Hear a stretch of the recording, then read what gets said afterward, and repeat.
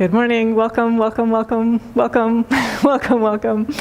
So we are meditating today on the topic unbroken absorption. And this is part of our series. It's a new series we're starting today, Living Truth.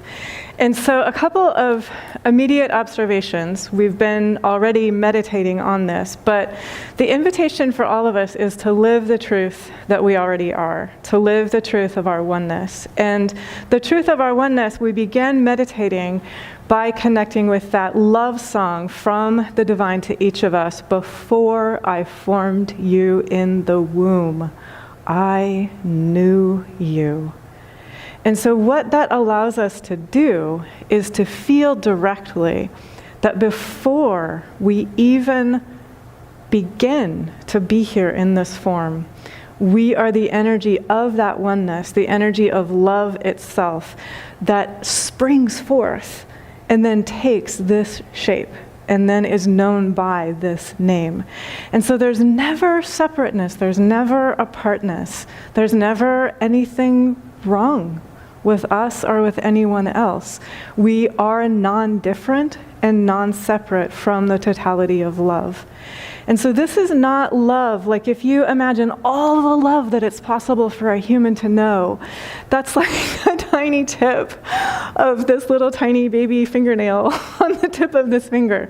And it's actually the totality of love itself that pours forth into all of this. And so we're allowing ourselves to connect with that truth, that knowingness, that beingness, that blissness that is here as us and is also here as every single beloved blade of grass, that is also here as every single beloved leaf on every tree, that is also here as every single beloved grain of sand.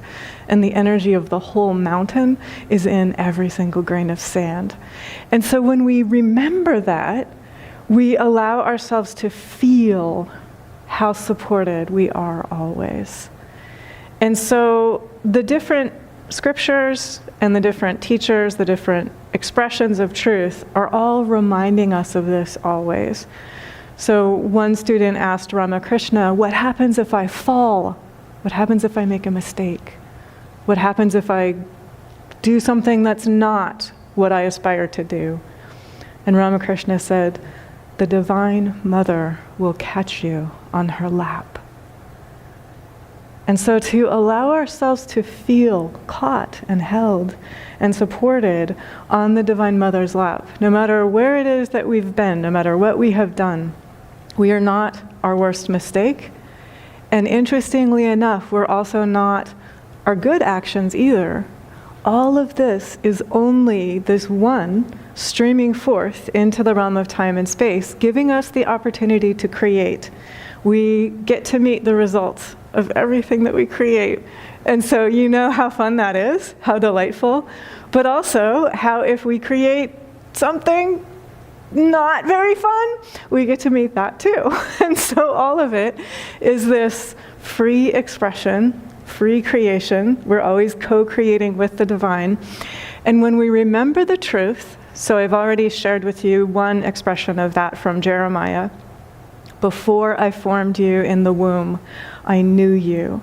Another expression of that, this is from the Bhagavad Gita, all beings dwell in me. So your home is divine love. And right now, you're already dwelling in divine love. You're non-different, you're non-separate. It's impossible to ever be outside of divine love. It's impossible to ever be not at home in the divine. And yet you all know that in the realm of time and space, it's possible to feel like the winds are howling and it feels really shivery and really cold and like the storms are coming and not very much at home. And so we're reminding ourselves always, the divine is saying to each of us always, I've got this. I've got your back. I've got this. And then what becomes possible is when we feel like we're out there in the storm and the winds are howling, we can connect. Divine support is always here. And on an inner level, we can connect with what does it feel like when divine support is already here? And then whatever steps, whatever words, whatever choices, whatever actions that there are to take in the realm of time and space, it will be that wholeness, that oneness, that allness stepping through us. So it'll be that totality of love, that totality of mirth, that totality of light, that totality of life that steps through us. And so again, it's that non-separateness, allowing that wholeness, that allness to share through us. The Bhagavad Gita also tells us, and that previous verse that I read is from chapter 9, if you want to look that up. The Bhagavad Gita also tells us, I am the all-pervading, indwelling self of the entire manifested universe. Verily, all exist in me, but I am not limited by them. So the divine is always here, but the divine is also not limited. So the divine, as Pramadas was saying in his reflection, the divine pre-exists this. And it is there after this world blinks out, like that. And so when we realize the truth, when we realize the absolute, the separate world blinks out. And we see that this is just divine light. This is just divine love. And the illusion of the separate individual self blinks out. So another way of saying this, and we're going to start to really have fun here, in meditation, it's possible to establish yourself where Jeremiah is standing when Jeremiah says, before I formed you in the womb, I knew you. And it's possible to live from there, before all of this arose. So this is going to build on the beach ball meditation. So I'm inviting us to close our eyes.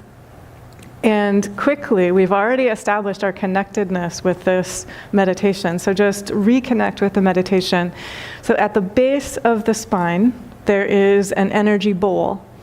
And that energy bowl allows us to be stable, steady, balanced, secure, supported, connected with the totality of life. Visualize that there is a geyser of energy, so like a waterfall that goes from the base of the spine, a fountain of water, a fountain of light, that goes from the base of the spine, up the spine, to the space between the eyebrows at the center of the forehead. And then visualize that there's a beach ball on top of that geyser, that water fountain. And as you allow the beach ball just to stay and to be poised on top of that water fountain, that has the effect of allowing you directly to feel what Lahiri advises, mind not moving in any direction. So you just very playfully, lovingly bring the beach ball back and allow it to remain poised, balanced on top of that fountain, that geyser of water. And so for just a few moments, let's just enjoy that and establish ourselves in that.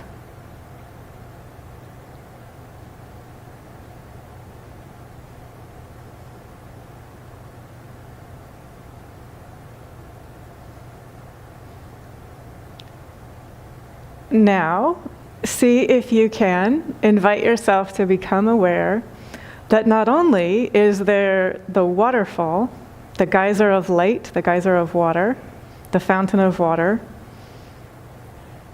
from the base of the spine to the space between the eyebrows at the center of the forehead. And not only is there the beach ball poised on top of that, but your awareness is able to take a step back and observe the fountain of water and the beach ball poised on top of the fountain of water.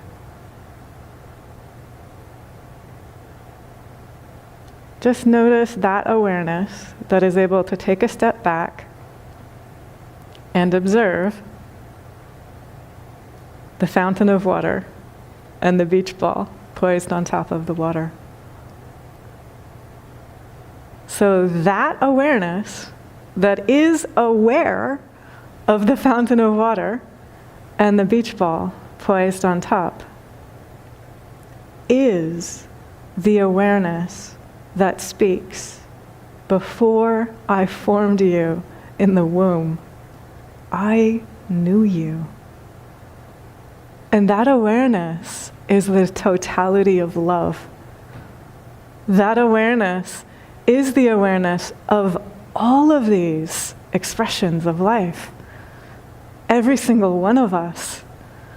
That awareness is the absolute. That awareness is the Divine Mother.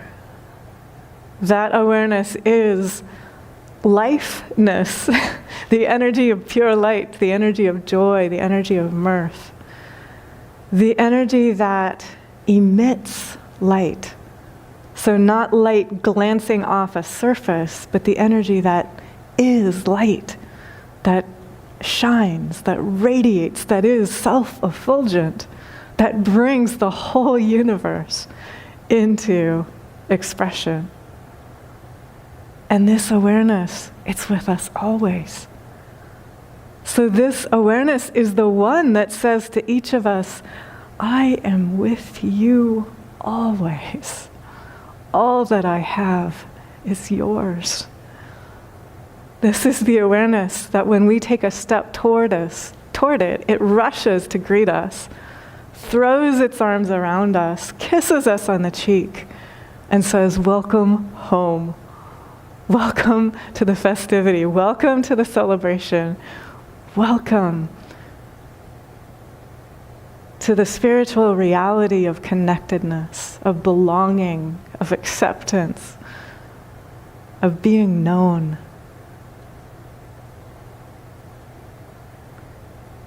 So if you like, you're welcome to keep your eyes closed and continue listening from that expanded awareness. Stabilizing in that expanded awareness, we are always able to connect with resourcefulness, wholeness, allness, inspiration, kindness, forgiveness, gladness, healing, laughter, grace. We are able to connect with that which is beyond the boundedness of the separate individual self. And so another way to put this is, this unbroken absorption that we're talking about right here, it's before what we call human birth.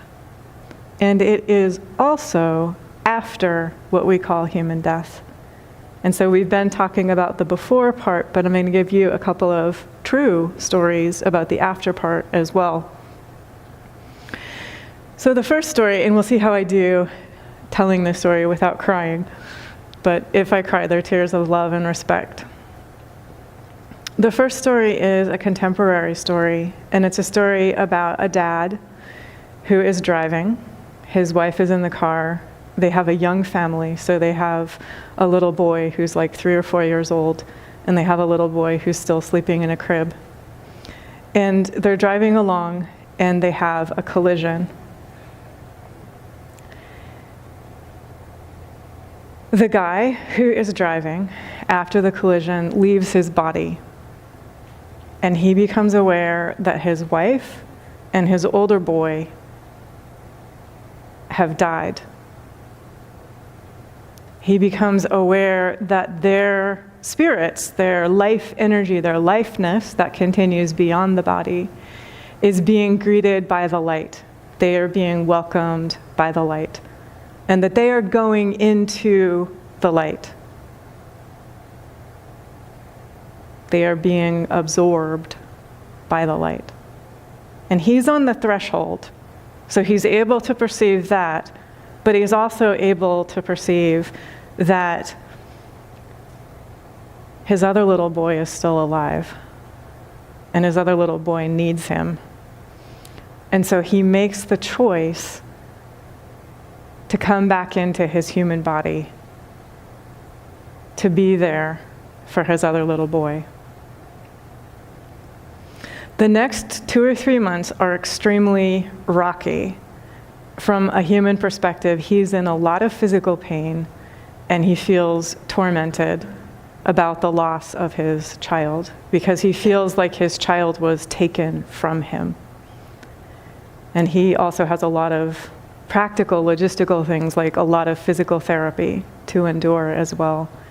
And he's aware that his boy, who is still alive in the realm of time and space, really needs him. So after about 2 or 3 months of this, where he feels tormented and torn and agonized, and he feels like his little boy who died was taken from him, he again leaves the body, and he travels into the realms of light. And he's able to see his little child sleeping. And his little child is on a bed of light, absolutely taken care of, more alive, more whole, more perfect, more himself than he has ever been. And he's able to hold his child of light and to feel how well and how beloved his child of light is. And then, freely and willingly, he is able to offer his child of light to the divine light. And he feels completely at peace, knowing that his child of light is well, more alive, more himself, more whole than he has ever been before. And he's able freely and willingly, without feeling torn, without feeling anguish, without feeling agonized, he's able to be present in the body for his little boy who's still alive.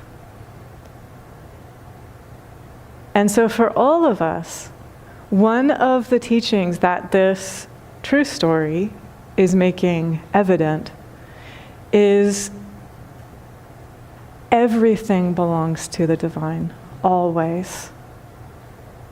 And so if we can go straight to the step that this young father went to 2 or 3 months later, go straight to the step of offering everything to the divine, immediately and always, knowing all of it is the divine, all of it belongs to the divine, all of it has always belonged to the divine. Before I formed you in the womb, I knew you. And that light that knows each of us gives each of us an appointment to be here for a particular time. And so we can relax and enjoy our appointment. The divine scheduler has already taken care of all of the planning and all of the scheduling. And so we can have much more of a sense of, let me just tune in and listen quietly and see what the divine appointment is, what the divine plan is, what the divine unfoldment is. All of this belongs already to God.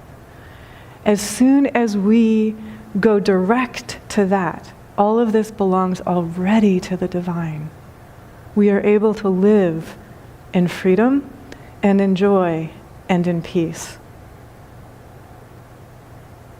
Of course, there is still natural human grief. And so be steady and patient with yourself if you or others experience natural human grief. And know absolutely that the one that knows us before we are formed in the womb knows us after we leave the body. And it is the totality of love. It is being met, being welcomed, being accepted, being known, being beloved in a more pure, direct form than it is possible usually to experience in time and space.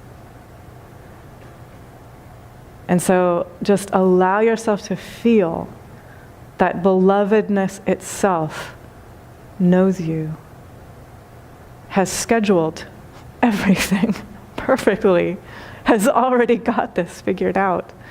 And so you just get to quietly check in with belovedness itself and tune in that quietness and discern, listen, what's next?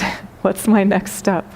Inviting that wholeness, that totality of bliss, that life energy itself to be here now.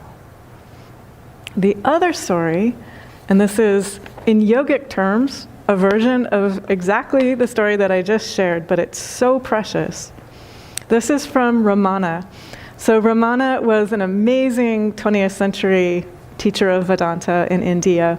He experienced this when he was about 16, and it was spontaneous, and it was the same realization uttered by Jeremiah, the same realization uttered in the Bhagavad Gita, the same realization experienced by that young human father that I just shared. So Ramana, when he was about 16, suddenly became very afraid of death. And he followed it through. He laid down on the floor, and he actually held his breath. And he imitated a corpse. And this is what happens next. Well then, I said to myself, this body is dead. It will be carried stiff to the burning ground, and there burnt and reduced to ashes. But with the death of this body, am I dead? Is the body what I call I? It is silent and inert, but I feel the full force of my personality, and even the voice of the I within me apart from it. So I am spirit transcending the body. The body dies, but the spirit that transcends it cannot be touched by death. Bless you. That means I am the deathless spirit. All this was not dull thought. It flashed through me vividly as living truth, which I perceived directly, almost without thought process. And that, by the way, is the way truth meets us. It's like an arrow that comes straight into our heart, and our heart says, that's true. I know that. I've known that always. I maybe didn't have the words to express that, but that's true. And so Ramana says, I, this thing I call I, was something very real, the only real thing about my present state. And all the conscious activity connected with my body was centered on that I. From that moment onwards, the I, or self, focused attention on itself by a powerful fascination. And so that is the geyser, the fountain of water, and the beach ball. That's focusing on that felt I. And as you focus on that felt I, you become established in that in you, which is the one in this individualized self-expression. You also become able to take a step back to the place where Jeremiah is inviting us to be, and the place where Ramana is. He says, fear of death had vanished once and for all. Absorption in the self continued unbroken from that time on. Other thoughts might come and go, like the various notes of music, but the I, that awareness, continued like the fundamental note that underlies and blends with all the other notes. And so this is such a beautiful description. Ramana is a rare being, so he did this all at once for good. And for the rest of his life, from age 16 to age 71, he was just unbroken awareness. When we meditate, gradually we establish ourselves in unbroken awareness, in that absorption in the self, which is always present. We establish ourselves in that geyser of water, that fountain of water, and that beach ball poised on top, but also that which is behind, that which is able to observe, that which is able to witness. And that which is able to observe, which is able to witness, is there before the birth of the humanness, and it's there after the death of the humanness. And when this awareness is established, we are free always. And then it is the energy of freedom within us is able to greet and to call to the energy of freedom in everyone and everything else. So each of us is always this living truth, always. And what we are inviting ourselves to do is consciously, in our human thoughts, our human words, our human actions, our choices, our relationships, in our day-to-day life, wherever we are, whatever our tasks may be, to be that living truth. To be so filled with that love song straight from the divine that sings to each of us, before I formed you in the womb, I knew you, that song silently shares itself so that everyone that we encounter feels that inner silent awareness. And so each of us becomes like this living, breathing expression of that divine song, that love song straight from God.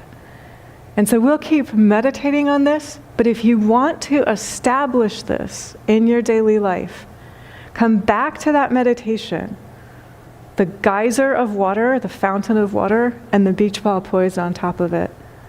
That will gradually establish you directly with not only the current of awareness, but the silence, the quiet, the beforeness that Jeremiah is calling us to be, that totality of love, and also the afterness, which Ramana is inviting us to be as well. And when we have that awareness, we're able to live fearlessly. We're able to live joyfully. We're able to live generously. We're able to live as a conscious expression of the divine reality, a conscious expression of the one which is already here. Thank God, and God bless us all.